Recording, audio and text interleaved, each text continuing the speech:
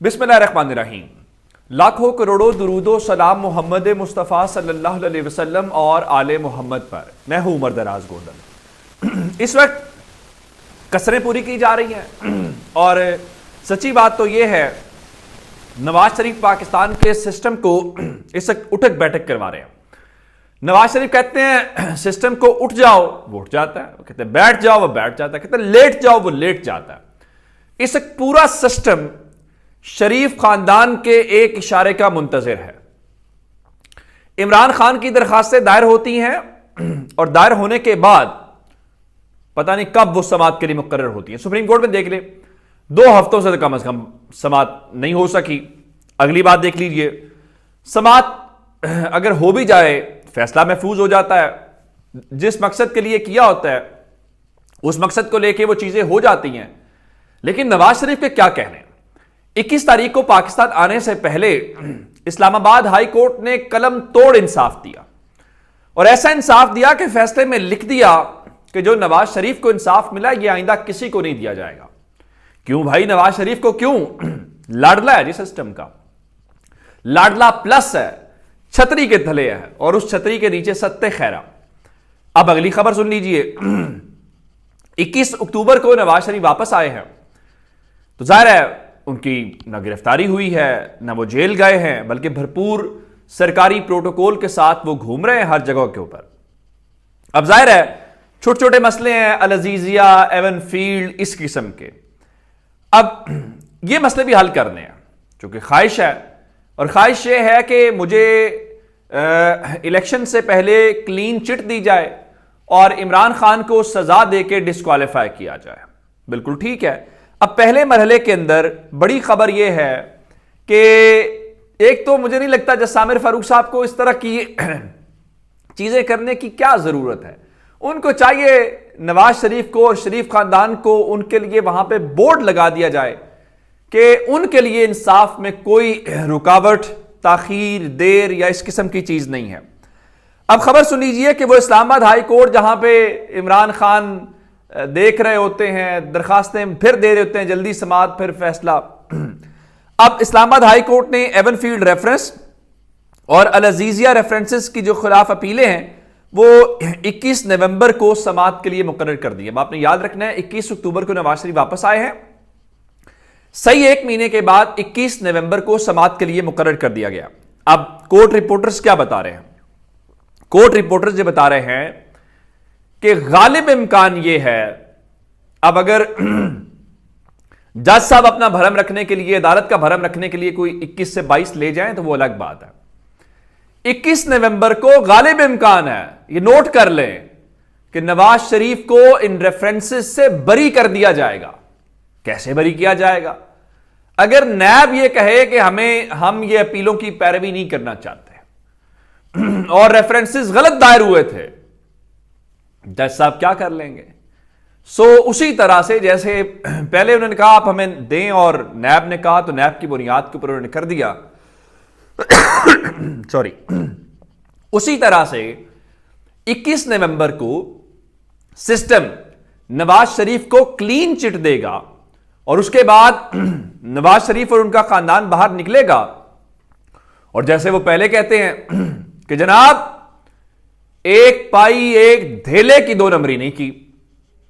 अब ये अलग बात है जिस तरह शहबाज शरीफ बरी हुए, फिर उस जज को जिस तरीके से नवाजा गया, वो सारी कहानियां अपनी जगह के ऊपर है। लेकिन बाहर निकल के वो कहेंगे जनाब कुछ साबित ही नहीं हुआ, बरी हो गए नीट एंड क्लीन। लेकिन वो नीट एंड क्लीन का प्रोसेस कैसे हुआ, बरी कैसे हुए, यहां तक कैसे पहुंचे, उन सवालों का जवाब कोई नहीं देगा। अब अगली खबर मैंने आपको दी थी कि जनाब इमरान खान की मुलाकातों को लेके पहले खबर की क्लेम हुआ चौधरी परवेज इलाही की जानिब से, दूसरी खबर दुनिया न्यूज का क्लेम था और मैंने आपके सामने रखी। अब मुलाकातों का शोर मच गया जनाब के IMF की और यूरोपीय यूनियन की मुलाकातें हुई हैं, तो उसके बाद फौरी तौर पर महकमा जेल खानाजात जो पंजाब है उनकी जानिब से बाकायदा एलामिया जारी किया गया। और एलामिया क्या, मैं आपको पढ़ के सुना देता हूं। उनके मुताबिक चेयरमैन पाकिस्तान तहरीक इंसाफ से IMF और यूरोपीय यूनियन के नुमाइंदगान से अडियाला जेल में मुलाकात के हवाले से चौधरी परवेज इलाही का बयान बेबुनियाद, हकायक के बरक्स और मनाफी है। अडियाला जेल में चेयरमैन तहरीक इंसाफ से ना कोई ऐसी मुलाकात हुई है और ना ही किसी ऐसी मुलाकात का कोई सवाल पैदा होता है। इमरान खान और चौधरी परवेज इलाही को अडियाला जेल में अलग अलग जगह पर रखा गया है, जिसका दरमियानी फासला 500 मीटर से जायद है।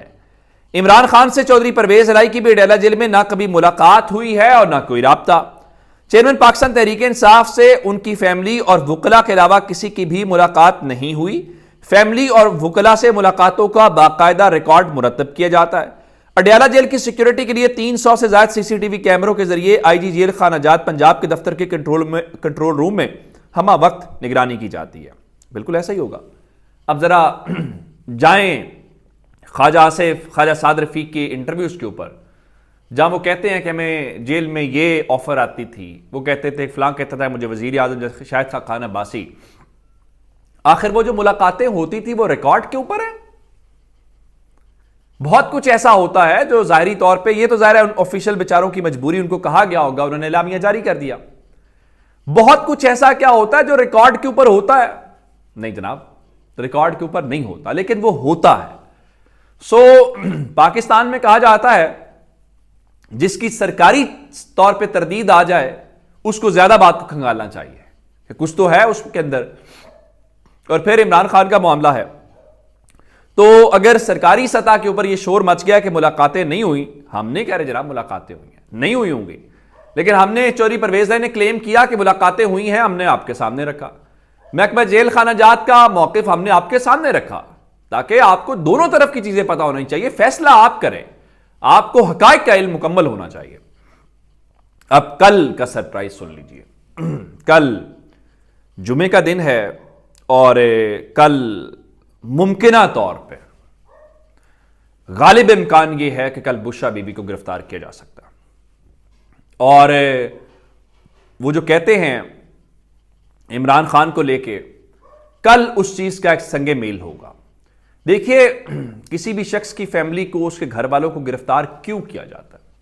जब इमरान खान खुद गिरफ्तार है, इमरान खान की गिरफ्तारी से बाकी बुशरा बीबी पार्टी को तो लीड नहीं कर रही ना कोई मीडिया टॉक करती हैं, ना कोई बयान जारी करती हैं, कुछ भी नहीं है।